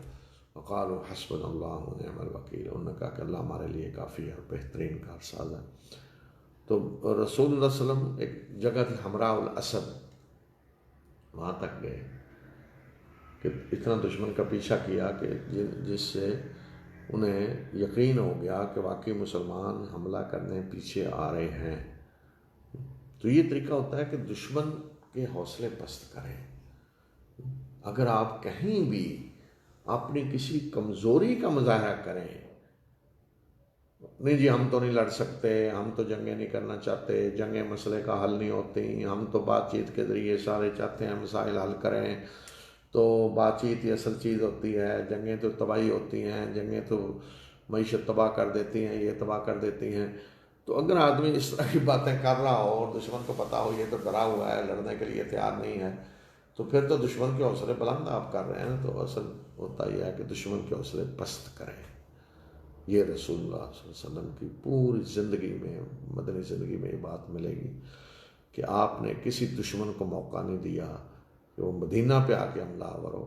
آپ کو جب خبر ملتی کہ کوئی قبیلہ سوچ رہا ہے مدینہ پہ حملہ کرنے کا، تو قبل اس کے کہ وہ اپنے ارادے کو کوئی عملی جامہ پہنانے کی کوشش کرے، فوراً آپ ان کے سر پہ پہنچ کر ان کے سر کچلتے تھے۔ ہر ایک کو پتہ تھا کہ یہ کیا تو فوراً یہ نتیجہ نکلے گا، جو حرکت کسی نے کی فوراً اس کو سزا دی، چھوڑا نہیں۔ اسی دوران ایک واقعہ یہ بھی ہوا بڑا دلچسپ کے لحاظ سے کہ میں نے کہا نا قریش نے لوگوں کے اندر جذبات ان کے بھڑکانے کے لیے کچھ شعراء کی مدد لی، ان کو باقاعدہ اس کام پہ مأمور کیا اور پیسے دینے کا وعدہ کیا۔ تو ان میں ابو عزا شاعر تھے جو مدینہ میں جنگ بدر میں قید ہوا تھا، اور نبی صلی اللہ علیہ وسلم نے چھوڑا اس وعدے پہ کہ آئندہ وہ آپ کے مقابلے میں نہیں آئے گا۔ تو اس نے کہا جی میں غریب ہوں، بیٹیاں ہیں پیچھے، تو مجھے چھوڑ دیں۔ آپ نے فرمایا ٹھیک۔ تو وہ جنگ احد میں پھر آ گیا، جنگ احد میں پھر آ گیا قریش کے ساتھ مل کے۔ تو اسی دوران پکڑا گیا، جب آپ جا رہے تھے غزوہ پیچھے قریش کا پیچھا کرتے ہوئے، تو کہیں وہ پیچھے رہ گیا، پکڑا گیا، آپ کے پاس لایا گیا اسے۔ تو پھر رونے لگا، میری جی بچیاں ہیں، میری جی وہ دیکھے نا، وہ میں تو اگر آپ نے مجھے قتل کر دیا تو ان کا کیا بنے گا کہ۔ تو آپ نے فرمایا کہ دیکھو، اس کا مطلب ہے کہ تم یہ چاہتے ہو کہ تم مکہ جا کر اپنے منہ پہ ہاتھ مار کے لوگوں کو کہو کہ میں نے محمد صلی اللہ علیہ وسلم کو 2 بار دھوکہ دیا ہے۔ ایک بار پہلے جب بدر کا قیدی بن کے آیا تو اس وقت بھی دھوکہ دے کے نکل آیا، یہ جی میری بچیاں ہیں کیا بنے گا، اور ابھی دوبارہ دھوکہ دے کے نکل آیا ہوں بچیوں کا نام لے کر۔ تو آپ نے فرمایا کہ تم مکہ جا کر اگر چھوڑ دیا جائے تو گویا کہ اس کا مطلب یہ ہے کہ تم مکہ جا کر کہو جی میں نے 2 دفعہ دھوکہ دیا ہے، تو یہ نہیں ہو سکتا۔ آپ نے فرمایا کہ اب اس کی گردن اڑاؤ، اس کو قتل کر دیا گیا۔ تو آپ اس طرح نہیں معاملات کو انجام دے رہے کہ لوگ یہ سمجھیں جی اللہ کے رسول صلی اللہ علیہ وسلم کو تو بڑی آسانی سے کوئی اس طرح دھوکہ دے لیتا ہے۔ نہیں، یہ نہیں ہو سکتا۔ آپ رحمت للعالمین ہیں، رحمت ہے لوگوں کے لیے۔ لیکن اس طرح کے جو ظالم ہوتے تھے، جو عہد شکنی کرنے والے، تو پھر ان کے لیے نرمی نہیں ہوتی تھی۔ تو یہ ہے غزوہ احد اور غزوہ حمراء الاسد کہتے ہیں جو آپ نے پیچھا کیا قریش کا۔ تو اب یہ جو جنگ ہے، جنگ احد، اس کے نتائج جو نکلے وہ بڑے خطرناک تھے۔ جنگ بدر کے نتائج تو تھے کہ مسلمانوں کا دعویٰ دبدبا قائم ہو گیا، اور ہر طرف رعب و دبدبا قائم ہو گیا، اور لوگ ڈر رہے ہیں، یہودی بھی اندر دب گئے، اور ارد گرد کے قبائل بھی سارے کہ مسلمان تو طاقتور ہیں، انہوں نے تو دیکھیں قریش کا کیا اشر کیا۔ اور تو ایک بڑا فائدہ پہنچا مسلمانوں کو، سیاسی اور فوجی، اقتصادی، ہر لحاظ سے منافقوں پہ اس کا بھی اثر پڑا یہی۔ لیکن جنگ احد کے بعد وہ سارے اثرات مٹ گئے جو جنگ بدر کے بعد ظاہر ہوئے تھے، سارا کچھ ختم ہو گیا۔ یہودی بھی شعار ہو گئے، اور ارد گرد کے قبائل بھی، منافق بھی زیادہ شرارتیں کرنے لگے کہ یہ تو کوئی مسئلہ نہیں، ایک اور یعنی گویا کہ ایک اور حملے کی مار ہے جی، ہم ختم کر دیں گے اسلام کو۔ ارد گرد کے قبائل بھی سمجھنے لگے کہ دیکھیں نا قریش نے کیا اشر کیا ان کا، تو یہ تو ہم مل ملا کے ان کو ختم کر دیں گے، یا ختم ہو سکتے ہیں۔ انتظار کرنے لگے کہ دیکھیں پتہ نہیں ان کا کیا بنتا ہے۔ تو جیسے ہوتا ہے نا آج کسی کو حوصلہ دلانا ہو لوگوں کو بھی، تو روزانہ ڈیٹا دے جاتے ہیں، بس یہ حکومت تو جا رہی ہے جی، ختم ہونے والی ہے، اس ہفتے ختم ہو جائے گی، اس مہینے ختم ہو جائے گی. تو مقصد سیاسی ہوتا ہے نا کہ لوگوں کے حوصلے اس طرح کر دیں کہ بس جا رہی ہے، کوئی ڈرنے کی ضرورت نہیں، یہ تو ہمیشہ کے لیے نہیں ہے، بس ابھی ختم ہوئی، ابھی ایسے کر. تو لوگ ہر وقت وہ سمجھ رہے ہیں کہ وہ یہ تو کوئی نہیں ایسی طاقت کہ یہ تو جا رہے ہیں. تو آنے والوں سے تعلق قائم کرو، یا جو باقاعدہ طاقتیں ہیں پہلے سے موجود. جیسے پہلے طاقتیں کون تھی اسلام کے ابھرنے سے پہلے طاقتیں قریش تھے، ظاہر ہے، یہودی تھے جو طاقتیں تھیں، بنو غطفان تھے، یہ قبائل تھے جن کی طاقت تھی، روب و دبدبہ تھا سارے علاقے میں، پرانے کھلاڑی سارے. تو مسلمان تو ایک نئی طاقت ابھر رہی ہے نا. تو نئی طاقت نے جب بدر میں انہیں شکست دی تو نئی طاقت کو واقعی ایک طاقت تسلیم کر لیا گیا، یہ ایک واقعی طاقت ہے، اور ان کا رعب و دبدبہ قائم ہوا، اور لوگ ذرا ڈرنے لگے اور یہ سمجھنے لگے کہ ہاں جی ان سے بھی معاملہ کرنا پڑے گا. لیکن اب جب عہد میں شکست ہوئی ہے تو انہوں نے کہا جی یہ تو کوئی نہیں جانے والے ہیں، ان کو باقاعدہ کوئی نہ اہمیت دی جائے، اصل طاقتیں وہی ہیں علاقائی جو پہلے کی ہیں، انہیں سے اپنے معاملات رکھیں معاملات.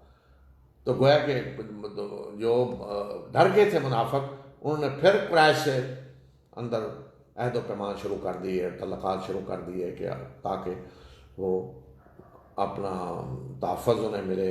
کل مسلمانوں کو کچھ ہو تو وہ کہیں گے ہم تو آپ کے ساتھ تھے. تو یہودی بھی اسی طرح قریش سے تعلقات بڑھانے لگے، ارد گرد کے قبائل بھی. تو جنگ بدر نے اس طرح کے سارے اثرات چھوڑے. اور ایک اور چیز جو تھی، جو مسلمانوں کے ذہنوں میں سوال پیدا ہونے لگے کہ اللہ نے مدد کیوں نہیں کی، جب اللہ ہمارے ساتھ ہے اور رسول اللہ صلی اللہ علیہ وسلم نے فرمایا تھا کہ فرشتوں سے اللہ تمہاری مدد کرے گا، جس طرح کہ آگے آیت میں آیا، تو اللہ نے کیوں نہیں مدد کی، کیا ہوا؟ تو خود مسلمانوں کے ذہنوں میں سوال اٹھنے لگے، اتنے لوگ شہید ہو گئے اور یہ ہوا وہ.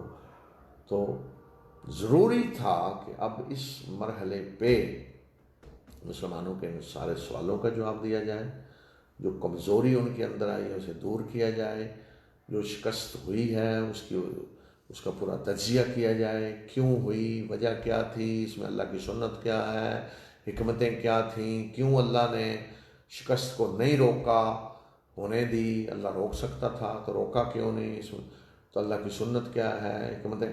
تو یہ سارا کچھ ضروری تھا کہ مسلمانوں کے ذہنوں میں جو سوال گردش کر رہے ہیں ان کا جواب دیا جائے اور ان کو مطمئن کیا جائے. تو یہ لیڈرشپ کا کام ہوتا ہے ایسے مواقع پہ، کہ پھر لوگوں کے ذہنوں میں جو کچھ ہے اس کا جواب دینا، سوالوں کا جواب دینا، تاکہ لوگ دل برداشتہ نہ ہوں، شکست خوردہ نہ ہو جائیں، وہ پست ہمتی نہ آ جائے کہ نہیں جی آئندہ تو کچھ نہیں ہو سکتا، ہم تو کچھ نہیں کر سکتے. تو بہت سارے سوال اٹھ رہے تھے، تو جن کا جواب دیا ہے پھر اللہ تعالیٰ نے اس میں سورہ آل عمران میں پورا نقشہ کھینچا اور پوری تفصیل سے یہ جواب دیا ہے. تو یہ انشاءاللہ یہ آیات کل پڑھیں گے. اب آپ کے ذہن میں رہے کہ یہ جنگ احد کا پورا جو میں نے بیان کیا ہے، اور کل میں آیت کی تشریح کرتے وقت ساتھ اسے جوڑتا جاؤں گا، یہ فلاں واقعے کا یہ تجزیہ ہے، یہ فلاں کا یہ جواب ہے. وآخر دعوانا الحمدللہ رب العالمین.